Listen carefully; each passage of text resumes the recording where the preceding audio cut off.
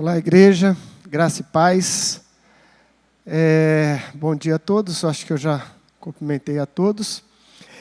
Abra sua Bíblia comigo, meu querido, vamos meditar hoje também sobre Abraão. Abraão, no capítulo 25 de Gênesis. Carlos deu uma palavra de oferta, falando da oferta de Abraão. E eu quero também pensar com vocês acerca de Abraão. Vamos então à palavra do Senhor. Gênesis capítulo 25, verso de 1 ao 11. Diz assim a palavra do Senhor: Abraão casou-se com outra mulher chamada Quetura. Ela lhe deu os seguintes filhos: Zinrã, Joquizã, Medã, Midian, Isbaque e Suá. Joquizã gerou Sabá e Dedã. Os descendentes de Dedã foram os Assuritas, os Letuzitas e os Leumitas. Os filhos de Midian foram Efá, Éfer, Enoque, Ábida e Elda.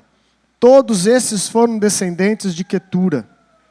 Abraão deixou tudo o que tinha para Isaque, mas para os filhos de suas concubinas ele deu presentes.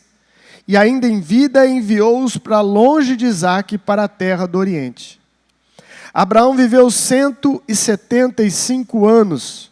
Morreu em boa velhice, em idade bem avançada, e foi reunido aos seus antepassados. Seus filhos Isaque e Ismael o sepultaram na caverna de Maquipela, perto de Mamré, no campo de Efron, filho de Zoar, o Hitita. Campo que Abraão comprara dos hititas. Foi ali que Abraão e Sara, sua mulher, foram sepultados. Depois da morte de Abraão, Deus abençoou o seu filho Isaque. Isaque morava próximo a Beer-Lai-Roi. Até aqui, palavra do Senhor. Pai, graças eu te dou mais uma vez pela tua santa e poderosa palavra, pela presença do teu Espírito no nosso meio, Senhor. Graças eu te dou porque eu tenho a plena convicção que haverá corações ministrados, vidas restauradas, ânimo redobrado, e o teu Espírito vai trazer, Senhor, graça sobre nós, em nome de Jesus Cristo. Amém. Aleluia. Chegando mais uma vez, né? Mais um final de ano, praticamente aí, como diz os mais antigos, está atrás das portas, não é? A virada de mais um ano. E quando vai chegando essas datas, é normal que, pelo menos é de se esperar, que a gente faça algumas reflexões, não é? Acerca daquilo que fizemos, né? Como é que foi o ano, o que nós construímos, quais foram as áreas das nossas vidas que não foram tão bem, que precisam de mudança, que precisa de ajuste, que precisa de acerto.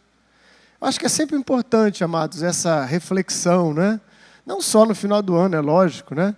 Mas também no final do ano, para a gente pensar, dar uma olhadinha para trás, né? As pessoas que se aproximaram de você, elas melhoraram ou pioraram? Uma boa pergunta, né? Você acrescentou graça na vida das pessoas no decorrer deste ano? Ou, infelizmente, você não foi esse instrumento de graça? E aí fica o oposto, né? Que eu nem gosto de ficar falando muito. O oposto da graça. Mas, na verdade, amados, todos nós estamos escrevendo a nossa história de vida. Todos nós estamos escrevendo a nossa história de vida. Com o começo, com meio e com fim, não é? Essa história que nós lemos fala do fim deste patriarca, deste herói da fé, deste homem chamado Abraão. Este é o fim da história dele, que morre aos 175 anos de idade. Naquela época se vivia bem mais, né? Acho que a comida era melhor. Acho que a comida era melhor. Não tinha carro também, andava bastante a pé. Essas coisas a gente tem que estar sempre avaliando, não é? Hoje as facilidades da vida, não sei se nos ajudam ou atrapalham às vezes. Mas o fato é, meu querido, que Abraão talvez se encaixe na classe daqueles homens que não começou tão bem, mas terminou a sua jornada bem. E a vida é assim. Tem pessoas que começam bem e terminam bem. Outros começam mal e terminam bem. E a Bíblia está cheio de exemplos de homens que se encaixam em cada uma dessas patamares da vida. Por exemplo, vamos ver alguns exemplos aqui de gente que começou bem e terminou mal. Por incrível que pareça, tem gente que começa bem e termina mal. A Bíblia fala do rei Saul, não é? Todos nós conhecemos a história do grande rei Saul. Ele começou bem, foi um escolhido para liderar a nação de Israel, estava indo bem, mas a história nos diz que depois, no decorrer do tempo, Saul termina muito mal a sua caminhada. Perdeu a fé, fez loucura, desobedeceu, perseguiu um homem de Deus e morre de uma forma trágica, sem a graça de Deus. Começou bem, mas terminou muito mal. E se eu pudesse resumir dizendo que, sobre esses negócios de começo, meio e fim, eu acho que o mais importante é terminar bem, não é? O melhor seria começar bem e terminar bem. Mas pelo menos terminar bem eu acho que é o essencial. Salomão, que foi o filho de Davi, é outro exemplo clássico de gente que começou bem. Salomão, desde a sua infância, ele já tinha conhecimento de Deus, teve uma experiência forte com Deus ainda na sua infância, e se torna rei praticamente na sua adolescência. E diz a palavra de Deus que na época de Salomão, não houve gente mais sábia do que ele. Mais sábia. Salomão escreveu quase todos os provérbios da Bíblia. Salomão tem histórias fantásticas, como aquela, né, que todo mundo tem na mente, passa nos filmes. Lembra daquela história das duas mulheres que chegaram diante dele, dizendo, olha, o filho dela morreu. E ela pegou o meu e está dizendo que é o filho dela.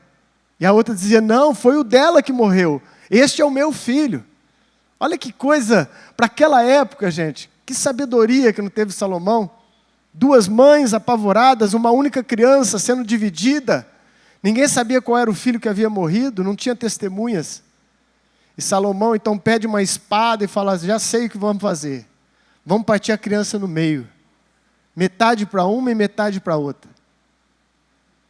Que sabedoria tinha Salomão. E ao intentar este mal, a mãe verdadeira fala, não, não, não. Dê o filho para ela. É melhor que o meu filho esteja vivo com ela. Então Salomão julgou ali que essa era a mãe verdadeira. Mas infelizmente no final da história de Salomão, ele terminou muito mal. Se envolveu com muitas mulheres. Né? Não precisava nem de dizer que muitas mulheres são muitos problemas. Né? Deus fez a coisa certa. Deixará o seu pai e sua mãe e se unirá à sua mulher. Uma só, de bom tamanho, né? Não tem cartão de crédito que aguente mais. Então Salomão se envolve com várias mulheres. Diz a Bíblia, não sei que rolo que era isso, que ele chegou a ter 1000 mulheres. Eram as suas concubinas, né? Não é que eram mulheres oficiais, mas eram servas que se davam também como esposas, sei lá eu, esse rolo todo do Antigo Testamento. Mas o final dele foi triste. Se entregou à idolatria. Diz a Bíblia que ele ofereceu um filho em sacrifício e terminou muito mal a sua história. Muito mal. Então não basta começar bem, tem que terminar bem. Mas há aqueles na história nossa presente, também a história bíblica, que são homens que começaram mal e terminaram mal. Gente que tem um coração duro, gente que tem uma inclinação para o mal e não luta contra isso, começa mal e termina mal. Pelo menos da história que a gente conhece de Adolfo Hitler, ele terminou muito mal e começou muito mal. Eu não sei o fim desse homem, mas tudo indica que foi tudo mal, tudo muito mal. A Bíblia fala de outros homens que terminaram assim, por exemplo, Herodes. A Bíblia fala de Pilatos. A Bíblia fala do rei Acabe. Começou mal e terminou mal. Aí é pior. Mas tem aqueles também que começam bem e terminam bem. Esses são os abençoados. Que você vê uma linha de equilíbrio na sua vida, desde a infância, pessoa que serve a Deus, que tem sabedoria, que se conduz com sabedoria. A Bíblia dá vários exemplos, entre eles Daniel. Daniel foi ainda muito jovem como escravo no reino babilônico, não é? E Daniel permaneceu firme por toda a sua vida, começou bem e terminou bem a sua carreira. Como profeta de Deus, homem usado em visões, em sonhos. Daniel é um exemplo. Cornélio também, na Bíblia fala de Cornélio, que era um homem temente a Deus, e que depois se converte naquela passagem de Paulo, e termina ainda melhor. Começou bem e terminou bem. Mas eu quero nessa manhã, nessa oportunidade, pensar com vocês e focar mais neste quarto aspecto, de pessoas que começaram mal, mas que podem terminar bem. Amém? Eu sou um desses que comecei mal e quero terminar bem. Eu acho que a maioria de nós aqui, salvo alguns que já nasceram no seio da igreja, começamos mal, mas ainda dá tempo de nós escrevermos uma história boa, de chegarmos ao final da nossa história, como o final da história de Abraão, de cabeça erguida, com a bênção de Deus. Pessoas que começaram mal e terminaram bem. A Bíblia fala de vários homens que começaram mal e terminaram bem. Quer uns exemplos? Por exemplo, Moisés. Moisés começou muito mal. Moisés começou assassinando um egípcio. Começou com um assassinato sobre os ombros. Mas depois se tornou o libertador de uma nação, se tornou um homem que falava com Deus, um homem que andou na presença de Deus, e foi um exemplo de mansidão. Olha que coisa! Um homem que perdeu a calma no começo da carreira e matou um homem, depois foi considerado um dos homens mais mansos que havia naquela época. Começou mal, mas terminou bem. A Bíblia fala de Paulo, que chamava Saulo. Outro exemplo claro de homem que começou muito mal, perseguindo a igreja, perseguindo os cristãos. E depois ele termina muito bem, se tornando o grande apóstolo Paulo.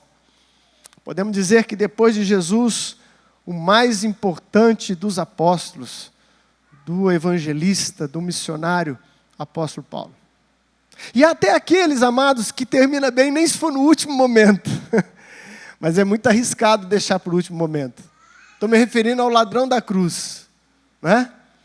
Ladrão da cruz. Não sabemos nem o nome dele, mas a tradição cristã diz que ele chamava Dimas.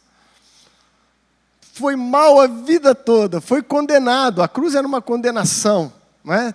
Tirando o caso de Jesus, que foi um propósito maior, os dois estavam aos seus lados, eram ladrões. Eram gente que tinha dívida para ser paga. E aquele ladrão da cruz, no último momento, ele termina bem. Terminou. Na prorrogação, né? No gol da morte súbita, ele fez um golaço. Eu costumo dizer, amados, que às vezes a gente pensa que alguém vai estar no céu e talvez não esteja. Não é? A gente olha para uma pessoa e fala, não, essa pessoa está no céu, tenho certeza. Mas talvez um dia, quando nós estivermos lá, nós vamos ser surpreendidos e falar, puxa, e eu que achei que ele estaria aqui. E a outros, talvez a gente fale, ixi, esse não vai para o céu. E pode ser que um dia, meu querido, você se encontra com tal pessoa e fala, olha, não é que ele está aqui no céu. Mas só tem um que eu tenho certeza que está no céu.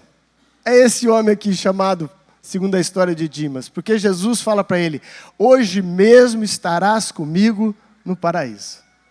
No último momento, ele termina bem. Ele termina bem. Portanto, é tempo da gente pensar. Eu quero tirar algumas lições aqui dessa história de Abraão, para a gente pensar em nossa história. Como é que a gente está escrevendo a nossa história? Amém? Vocês estão comigo? Diz então a palavra do Senhor, e esse é o primeiro aspecto que eu quero abordar. Nunca é tarde para recomeçar. Esse final da vida de Abraão é surpreendente. Diz a Bíblia que ele se casa novamente, e esse homem já tem mais de 100 anos de idade. E ele se casa com uma mulher chamada o quê? Quetura. Talvez faltou um N aí, Quentura, né? Porque o velhinho bom de briga, Com mais de 100 anos, ainda tem mais 6 filhos com essa mulher. Mais 6 filhos com essa mulher. O velhinho Abraão. Depois, é lógico, da morte da sua esposa, Sara, ele continua a sua vida. E nos dá uma lição importante, gente, que nunca é tarde para recomeçar. Eu não estou dizendo isso somente olhando um aspecto, né, de tempo, cronológico, de idade avançada ou não, mas tem muita gente nova que parece velha. Sim ou não? Tem muita gente nova, meu querido, que você conversa com elas assim, o espírito já é um espírito de aposentado. É estranho isso. Talvez nós precisamos repreender esse espírito de aposentado. Novo ainda, formou há pouco tempo, né? Às vezes você pergunta para uma pessoa, e aí, o que você quer na vida? O que você vai fazer? Ah, vou prestar um concurso público. Quero entrar num lugar tranquilo e viver uma vida, ó, de boa. Às vezes tem 25 anos de idade. Eu quero, ó, uma vida na maciota. É um espírito de aposentado isso. É uma pessoa nova com espírito envelhecido. Mas esse Abraão, ao contrário, ele nos mostra que a vida é um presente de Deus e que tem que ser vivida no seu máximo possível. Como dizem, né, o passado você já não pode mais mudar nem trazer de volta. O futuro, ele é incerto. Ninguém sabe se vem ou se não vem. Mas o que você tem hoje é chamado do quê? Acho que é de propósito, presente. Nós vivemos no presente. Presente de Deus. Amanheceu um novo dia. O sol ou com chuva, nublado ou tempo aberto. Presente de Deus para as nossas vidas. Presente de Deus. E nós deveríamos alimentar este espírito jovial, no sentido de empreender, de querer ser e fazer diferença. E ao acordarmos pela manhã, vermos o dia verdadeiramente como um presente de Deus. Ah, eu tenho um presente de Deus em minhas mãos hoje, o que eu vou fazer com este presente de Deus que é o dia? Isso é muito importante, gente. Isso é muito importante. Eu sei que nós cremos, e é fato, porque a Bíblia nos garante isso, vida eterna. E a nossa esperança é estarmos com o Senhor em uma vida eterna. Por quê? Porque entendemos que vida eterna significa estar com Deus. E estar com Deus significa a plenitude de todas as coisas. É um lugar e um estado de vida onde haverá plena paz, plena alegria, pleno prazer, tudo pleno, porque Deus é isso. Amém? Mas até que não chegue este tempo, nós temos a grande oportunidade chamada vida. Vida. O que você está escrevendo na sua história de vida? Ah, bispo, eu já joguei a toalha. Por que jogou a toalha? Por que jogou a toalha, meu irmão? Jogar a toalha é quando não tem mais ar para respirar, acabou mesmo. Aí falou, ó, parti, fui, desce para uma melhor. Mas enquanto esse dia não chegar, meu querido, vai amarrado, vai com dor no joelho, vai com gota, vai com dor nas costas, amarra uma faixa. Eu estou usando um colete para trabalhar, já estou nesse estado. Usando colete. Aí eu chego lá, o pessoal já tira sarro. Fala assim, você vai trabalhar hoje? A gente já sabe. Se você está com colete, é que você vai para a mudança. Senão, você não vai. Está desse jeito. Mas não faz mal. Melhor se fosse inteirão. Mas às vezes não dá para estar inteirão. Vamos embora mesmo assim.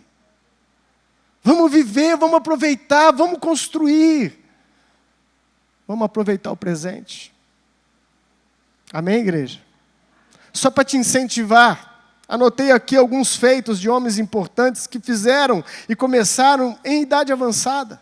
Por exemplo, Roberto Marinho disse que ele fundou a Rede Globo com 65 anos de idade.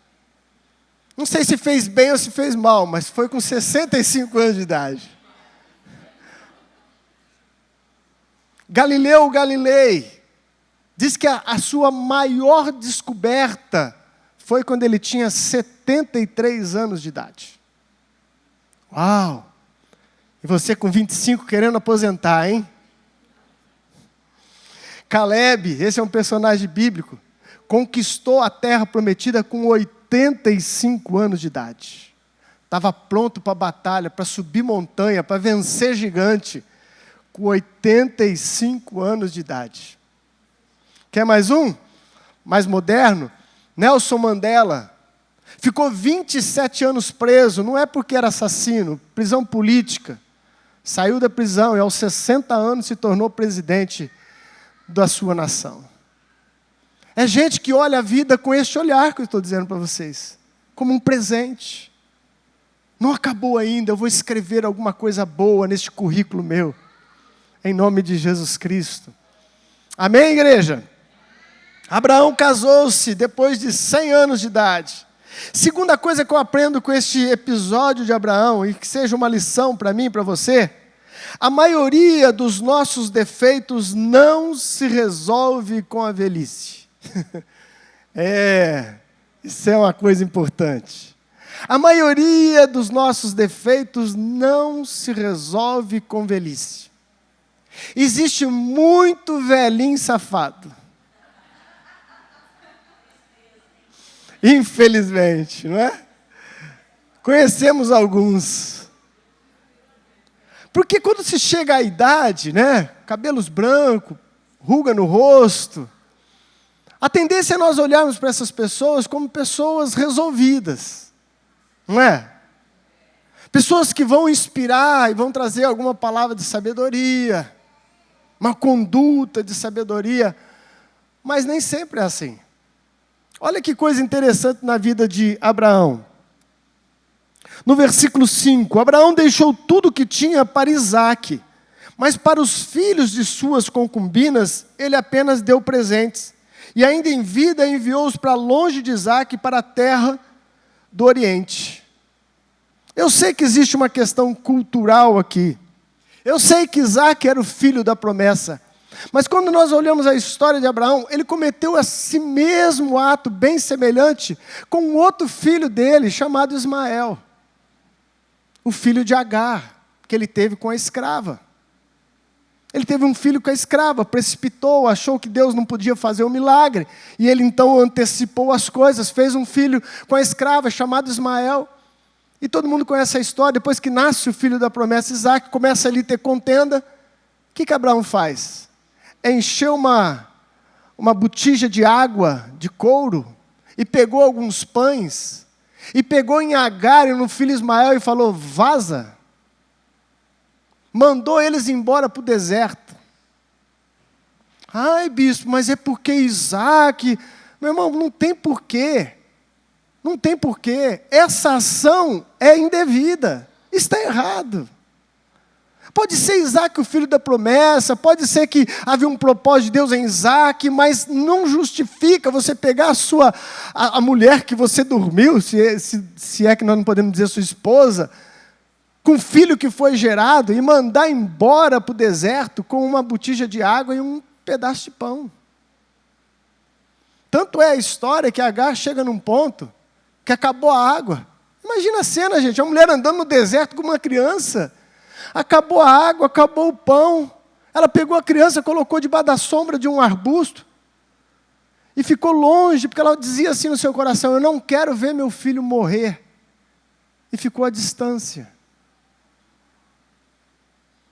O Abraão do passado volta a cometer o mesmo tipo de injustiça depois da sua velhice. Deixou tudo o que tinha para Isaque. E para os outros filhos de Quetura, deu alguns presentinhos, ó, mandou vazar de novo. Vai embora. Isso nos leva a entender, amados, que nem tudo se resolve com o tempo. Alô? Nem tudo se resolve com o tempo. O cidadão tem um problema muito sério com pornografia, aí ele fala assim, isso é porque eu sou solteiro. Quando eu casar, isso resolve. Será? Está cheio de homem casado, prisioneiro de pornografia. casamento não resolveu. O tempo não resolveu. Tem gente que acha que casamento é um milagre em todas as áreas. Todo mundo acha que tudo vai resolver no casamento. Quando eu casar, ele vai mudar. Será? A verdade é que, às vezes, algumas coisas, quando casa, pioram em vez de melhorar. Não é? Porque uma coisa é namorados, não é? Cada um na sua casinha, os boletos não estão em cima da geladeira, nem aqueles carnezinhos grossos. Né? Aí quando junta tudo, junta a fome com a vontade de comer, aumenta os carnês. Aí aumenta os carnês e começa a aumentar também os problemas. Nós temos que aprender com isso, gente. Nós temos que aprender com isso. Não é a idade que resolve. Nós temos que entender essa formação para que não chegamos lá na frente, em nossa velhice, ainda sem termos sido reformados, terminados em Cristo. Sempre vai haver uma confluência do caráter com a circunstância. Sempre vai haver na vida de todo mundo. O que é isso, bispo? Caráter são aqueles princípios que deveriam ser imutáveis. Não é? Caráter. E aí o caráter se encontra na esquina com a circunstância. O que é a circunstância? Uma necessidade, um momento. É a circunstância.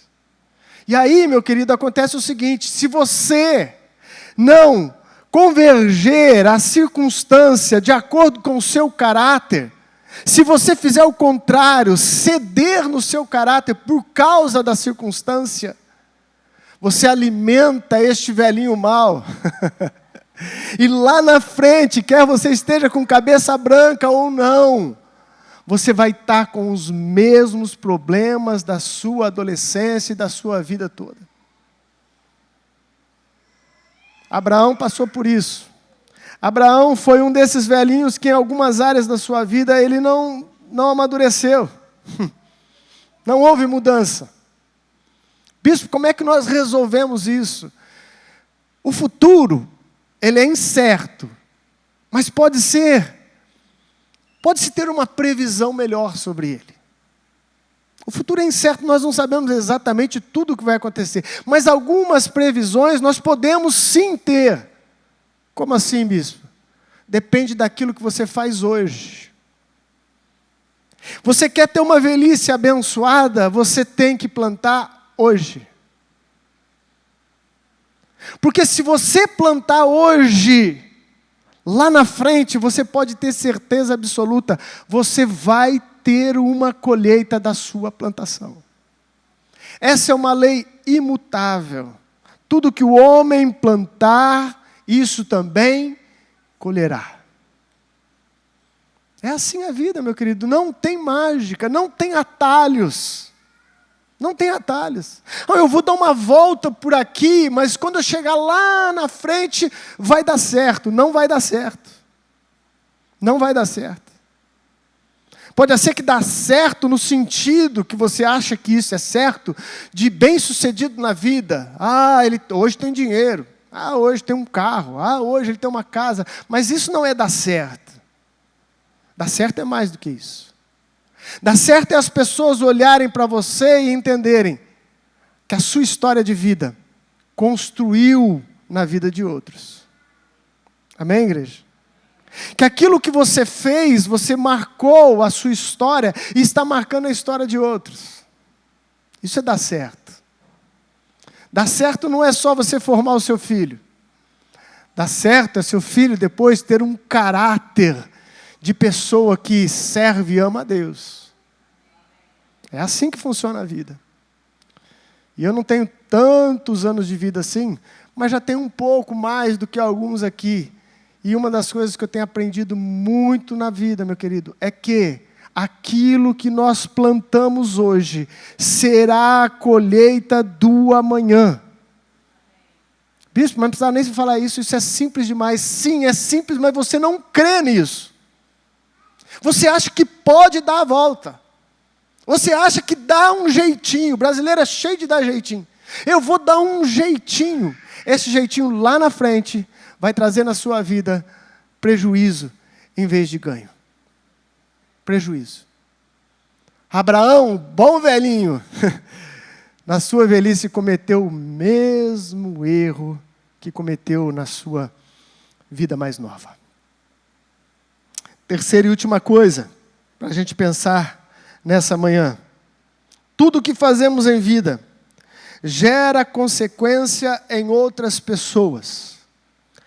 Tudo o que fazemos em vida vai gerar consequências em outras pessoas. Por isso que é muito importante, amados, muito importante, você entender este presente de Deus, que é o dia, que é a sua vida, e que é pequena. Já foi em cemitério, todo mundo aqui, não foi? Aí você vê lá uma lápide, e lá tem a data de nascimento, depois tem um tracinho, e a data da morte. A nossa vida é esse tracinho. A nossa vida é esse tracinho. É assim a vida. Mas quando nós entendemos que apesar dela ser breve, a minha vida pode gerar engrenagens em outras pessoas, eu começo a valorizar cada minuto, cada atitude que parece boba. Como de uma pessoa que jogou o lixo pela janela do carro e fala, opa, não, faz isso não. Ah, mas que tem? Não faz isso não, meu irmão. Está errado. Simples demais. Mas vai levar pessoas a pensarem. E alguns ainda dão desculpa. Se a gente não deixar nenhum lixo cair na rua, vai acabar o emprego do pessoal que coleta os lixos. Olha que coisa. Tem desculpa para tudo, né? Tem desculpa para tudo. Meu querido, talvez a sua vida, a minha vida, nunca será uma vida de capa de revista. Talvez você não vai sair na revista Veja. Talvez você não vai estar na Rede Globo. Graças a Deus por isso. Talvez você vai ter uma vida normal. Mas se nós olharmos a vida de Abraão, não foi uma vida extraordinária. A vida de Abraão conta o seu chamado, com 75 anos. O propósito de Deus na vida dele. E a maior experiência que Abraão teve, estava somente ele e Deus, e o menino, que foi essa lida aqui na palavra de oferta. Foi a sua maior experiência com Deus. Mas agora eu quero que você entenda uma coisa, meu querido. Preste atenção aqui. Mais importante do que simplesmente a nossa vida, são as engrenagens que nós estamos movendo na vida da outra geração, ou até mesmo dessa geração, na vida de outras pessoas. Talvez a vida de Abraão não foi tão extraordinária, mas Abraão foi o homem que Deus chamou, e através dele surge a nação de Israel, e através da nação de Israel, Deus trouxe o Salvador ao mundo, o nosso Senhor Jesus Cristo. Começou em Abraão. Você está me entendendo, meu querido? Talvez as pequenas ações nossas, no nosso dia a dia, os nossos exemplos, as nossas disciplinas, a nossa fé, está gerando engrenagem no coração de outras pessoas. E talvez você não vai realizar tudo, mas a outra pessoa pode completar aquilo que você começou. Talvez sejam os seus filhos que vão completar a obra que você começou. Talvez sejam os seus discípulos. Mas nós não somos uma ilha. Nós somos pessoas que foi criada com um propósito divino e vivemos em uma sociedade. E quer você queira ou não, o que você faz pode estar influenciando outras pessoas a fazerem melhor ou pior do que você. Melhor ou pior do que você. Quem compreende essa importância da vida? Diz um amém aí. Cada pequeno gesto pode mudar uma situação. Cada pequeno gesto. Por exemplo, alguns exemplos bíblicos aqui para a gente concluir. Ruth, quem conhece a história de Ruth na Bíblia? Moabita, não era da linhagem de Israel. Essa mulher, em certa altura da sua vida, chegou à miséria total. E ela foi a um campo para pegar o resto da colheita que caía na terra. Sabe? Colhiam as coisas e caíam algumas coisas na terra. E Ruth era uma dessas que passava pegando este milhinho que caiu, essa coisinha que caiu. Mas mal sabia Ruth que nessa sua pequena atitude ela encontraria um homem chamado Boaz, que mudou a história dessa mulher. E essa mulher se tornou a avó do grande rei Davi. Vocês conseguem perceber isso, gente? Essa engrenagem que é a vida. Por isso que é importante sempre fazermos o correto. Nós fazemos o que é certo, não porque vai dar certo. Fazemos o que é certo, porque é o certo de se fazer. Vou repetir para você. A gente não faz o que é certo só visando que vai dar certo. A gente faz o que é certo, porque é o certo a fazer. Aleluia.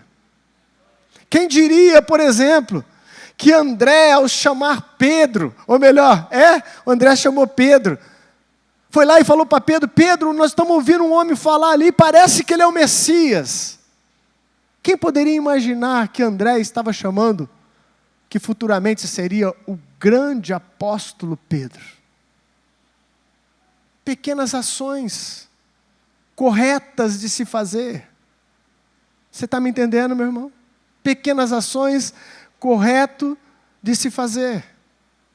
Quem diria, por exemplo, que Pedro, ao ir à casa de Cornélio, e resistiu muito para ir lá, porque ele dizia: como posso eu, judeu, ir na casa de um gentil? Precisou de Deus dar uma visão para Pedro. Mas quem poderia imaginar que ao ir à casa de Cornélio, o evangelho saiu das fronteiras judaicas e chegou aos gentios, que somos nós? Porque Pedro foi à casa de Cornélio. Quem poderia imaginar que Ananias, depois de uma ordem de Deus, foi a uma rua na cidade de Damasco, na casa de Judas, uma rua chamada Direita, e ali ele orou para um homem chamado Saulo, impôs as mãos sobre os seus olhos que estavam cegos. Quem poderia imaginar que ele estava ali chamando, comissionando, preparando o grande apóstolo Paulo? O grande apóstolo Paulo. Nós não sabemos, amados, quais serão os desdobramentos de tudo que fazemos. Mas é importante aproveitarmos a vida no máximo e entendermos que aquilo que fazemos em o nome do Senhor, de maneira correta, vai gerar frutos nessa geração ou na outra, conforme Deus determinar. Posso ouvir um amém? Vamos ficar de pé no nome de Jesus. Como é que está, meu querido, a sua história de vida? O que você está escrevendo? O que você escreveu em 2022? Não precisa ser coisas grandiosas, amados, só precisa ser coisas que geram engrenagens boas nas vidas das pessoas que estão ao seu redor.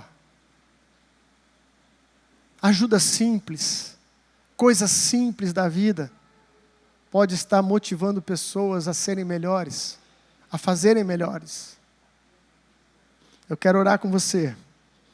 Eu concluí dizendo: não devemos permitir que ninguém saia da nossa presença sem se sentir melhor e mais feliz. Poderia ser um propósito para 2023, não é? Na sua vida, na minha vida, na vida da igreja. Todo mundo que Deus colocar na sua vida vai sair melhor do que quando chegou. Você crê nisso, meu irmão? É possível isso com a graça de Deus.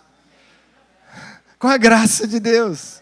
Sempre com a graça de Deus. Sempre com a graça de Deus. Vem cá, bem. Toca um teclado aqui que eu quero orar em nome de Jesus.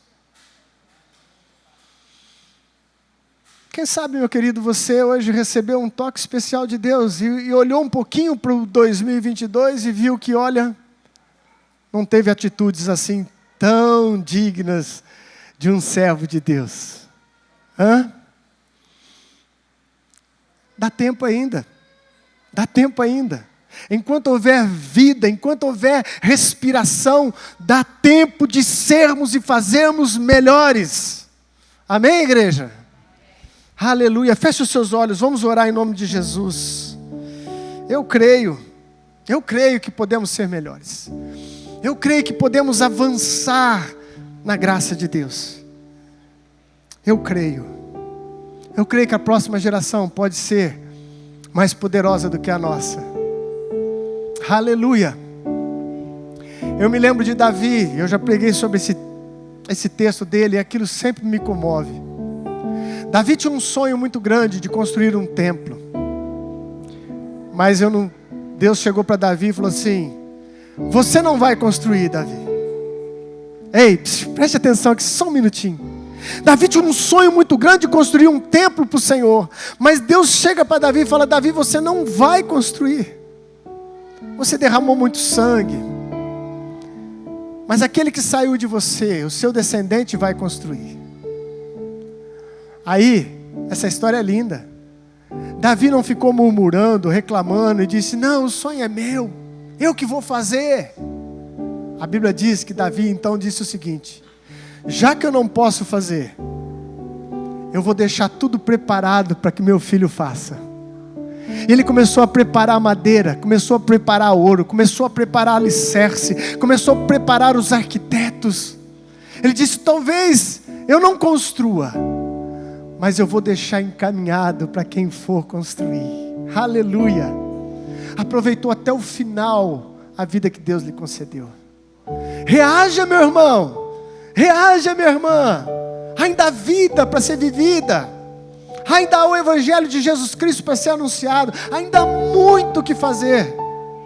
Ainda há muito que Deus conta conosco. Em nome de Jesus Cristo. Feche os seus olhos. Pai amado, em nome de Jesus. Senhor.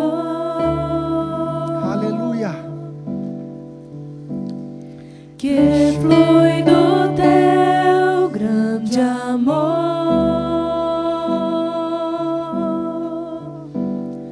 águas que correm do trono,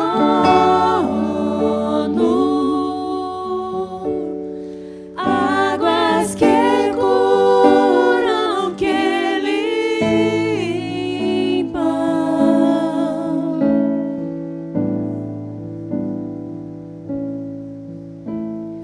Por onde o rio passar, tudo vai transformar, pois leva a vida do próprio Deus, e este rio está neste lugar.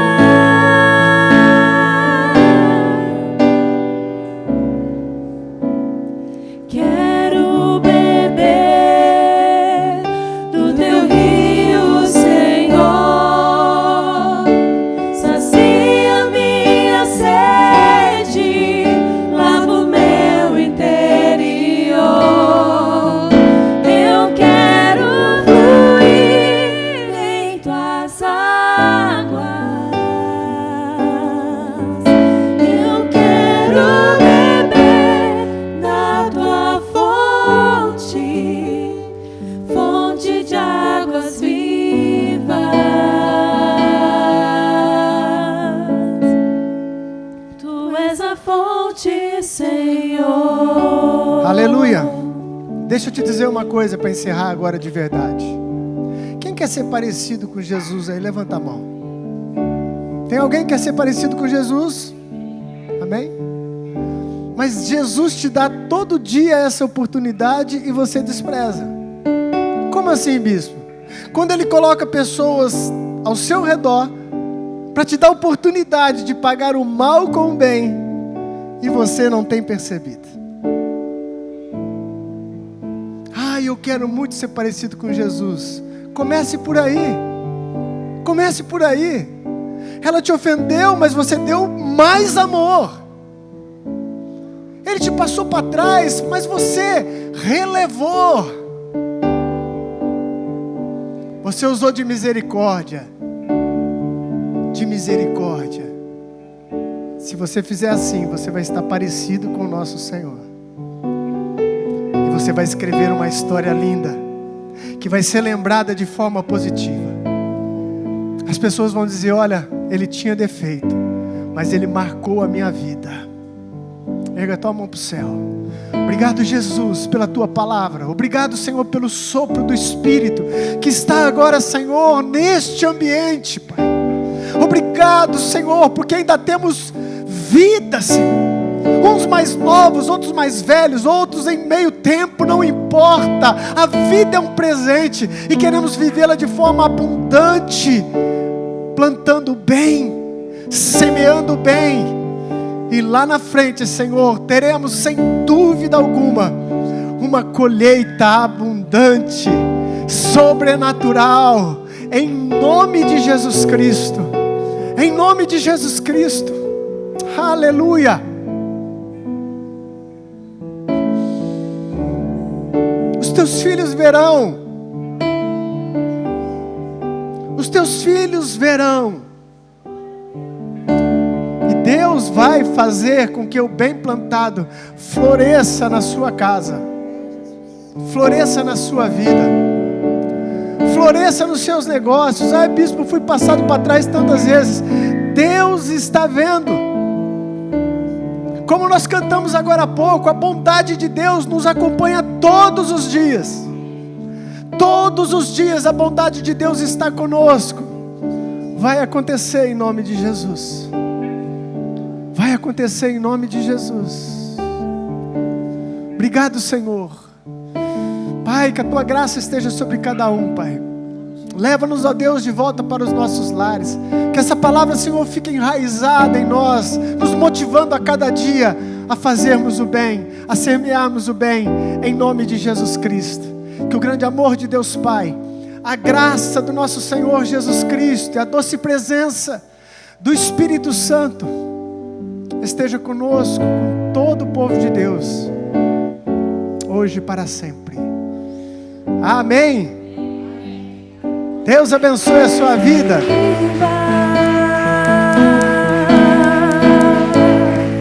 Tu és a fonte.